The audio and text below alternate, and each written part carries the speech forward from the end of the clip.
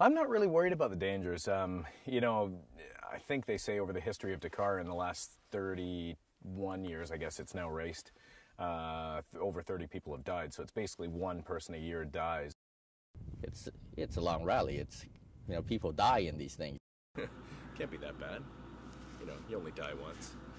Yeah, last year a French guy died, and I think somebody else was in a coma. So.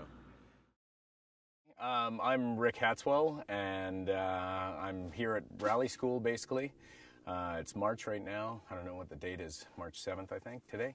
But anyways, I'm at rally school learning how to navigate because I'm looking to do the Dakar in 2010. So January 2nd, 2010 is the race, and I'm looking to be there to compete in it. It's not just all fun and games because there is a serious component and you have to be prepared. And, well, he's decided to take the first step, so if he keeps going, I think he can do it.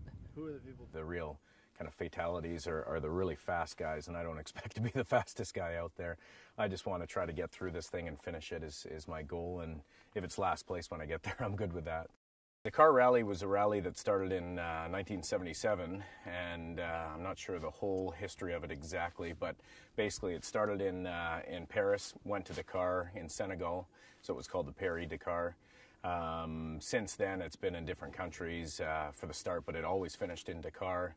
And then in 2008, I guess they had some terrorism threats and things like that. So they actually canceled the race at midnight the night before it started, which was pretty amazing. So now they've actually raced the race just a few months ago in 2009 in South America. So now it's in Argentina and Chile. So it starts in Buenos Aires, goes to Chile, and then comes back to Buenos Aires. So it's about a 10,000 kilometer loop over 15 days. So it's massive. Cross-country rally is a rally like the Dakar, which is multiple days, long distances, with navigation using road books like this. Not GPS, but just written directions and compass headings, and you got to find your way through a course, and you have to do it the fastest. I mean, even today I was out there for my first really long navigation trek with the road book going and the navigation and the compass heading and the whole works. And I mean, 20 miles in, I got a little bit lost, went through the wrong place, ended up getting caught in a fence. I burst a pipe on my motorbike, and then I was basically driven home on a truck. So, you know, teaches me a lot about rally and how tough it really is. And it's not being the fastest guy, but it's being the most consistent and making sure that you've got everything planned before you get out there. So, you know, I managed to fix the bike. I got out there, did another 45-mile loop, and fell off the bike a few times. I'm sure I've got a few scars and some blood going on under here. I haven't taken my gear off yet, but just, it's going to be a tough go. But I think that's the challenge of the whole thing, is just figuring out how to get through it and making myself do it. And the biggest thing is finding the time between work. I've got my 1.5-year-old son, so I like to see him and make sure that I'm, you know, on the weekends trying to spend some time with him.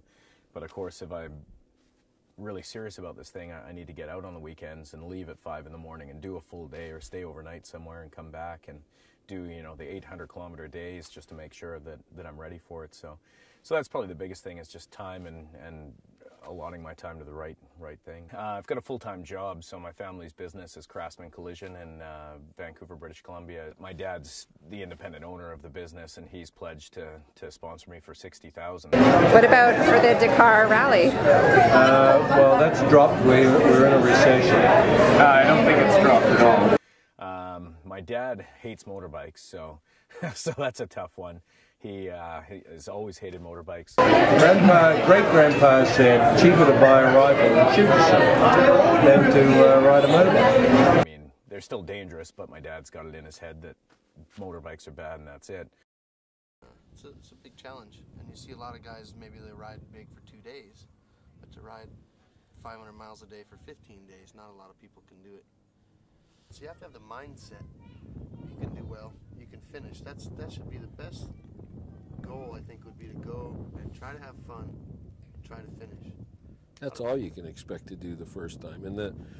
And everyone was an amateur, a first timer at some point. You know, it's tough, especially for someone from North America, because it's not part of our culture here. It's a new thing, and it's hard for people to learn how to do it. Also, it's a really difficult event physically, mentally, financially.